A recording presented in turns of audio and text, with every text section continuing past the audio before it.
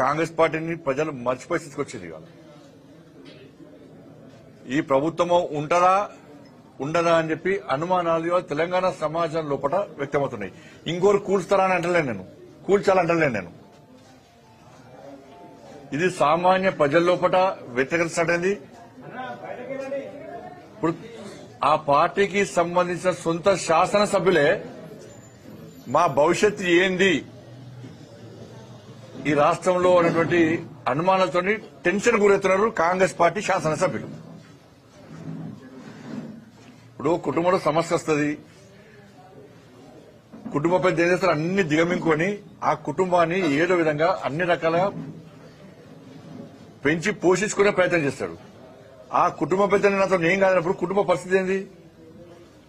వాళ్ళ సాక్షాత్తు రాష్ట్ర ముఖ్యమంత్రి గారు ఇటువంటి సందర్భంలో అన్ని దిగమింగుకొని తనను నమ్ముకొని ఓట్లేసిన ప్రజలకు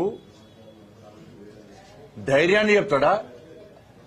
అధైర్యంతో ఉన్నటువంటి వ్యక్తి అధైర్యాన్ని చెప్తాడా? ముఖ్యమంత్రి యొక్క అధైర్యాన్ని బయటపడ్డది నేను అన్న వ్యాఖ్యలు. ఇది మంచి పద్ధతి కాదు. ఇది ఇవాళ తెలంగాణ రాష్ట్ర పరువు పోయిన దేశంలో కాదు, దేశవ్యాప్తంగా చర్చ జరుగుతుంది ఇవాళ ఈ విషయంలో.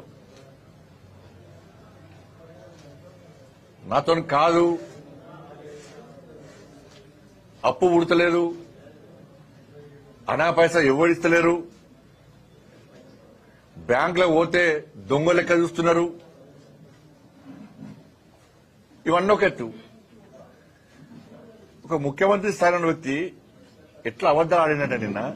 ఇలా నేను ఎల్లారెడ్డిపేటలో ఉన్నా, మీడియా మిత్రులతో మాట్లాడుతున్నా, మీరే సాక్ష్యం.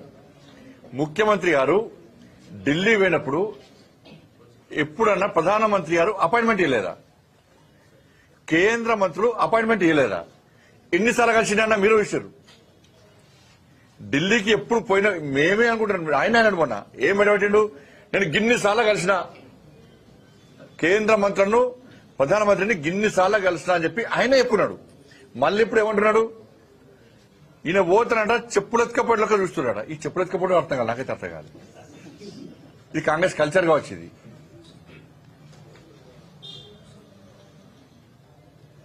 ఇప్పుడు చెప్పులు ఎత్తుకపోవడం మీద చర్చ జరుగుతుంది. ఇప్పుడు ఇక జరగాల కూడా. 2023 డిసెంబర్లో రాష్ట్ర ముఖ్యమంత్రి గారు ప్రధానమంత్రిని కలిశారు.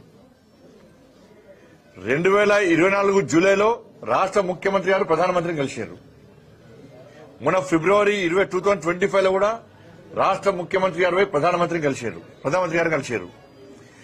ఇక మంత్రులను పోయినప్పుడల్లా వస్తున్నారు మంత్రులను. నిన్న కూడా లాస్ట్ కు హైదరాబాద్ నితిన్ గడ్కరీ గారు కూడా కలిశారు.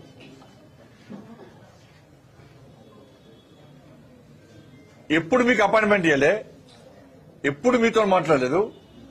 చెప్పులు ఎత్తుకపోయేటోళ్ళక ఎప్పుడు చూసారు, ఎవరు చూసారు?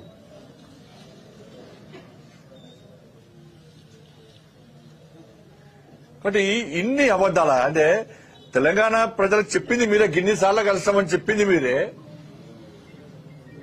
మళ్ళీ అపాయింట్మెంట్ ఇస్తలేరని చెప్పేది మీరే. అంటే ఎంత దుర్మార్గం అంటే కాంగ్రెస్ పార్టీ ప్రభుత్వము ఇవాళ ఒక రాష్ట్ర ముఖ్యమంత్రి మాట్లాడాల్సిన మాటలు కావు. ఇది ప్రజల లోపల అధైర్యాన్ని నింపింది. లాస్ట్ కు రాష్ట్ర ముఖ్యమంత్రి గారు చేతులు తెచ్చారు, కాంగ్రెస్ పార్టీ ప్రభుత్వం చేతులు తెచ్చింది. మొత్తం ఏం కాదుగా, మేము ప్రభుత్వాన్ని నడపలేని స్థితిలో ఉన్నామని చెప్పి చెప్పకనే చెప్పారు నిన్న. ఇక తెలంగాణ సమాజం ఆలోచించుకోవాలి. పోనీ ఇది తెలియక జరిగిందా అంటే తెలిసి చేశారు.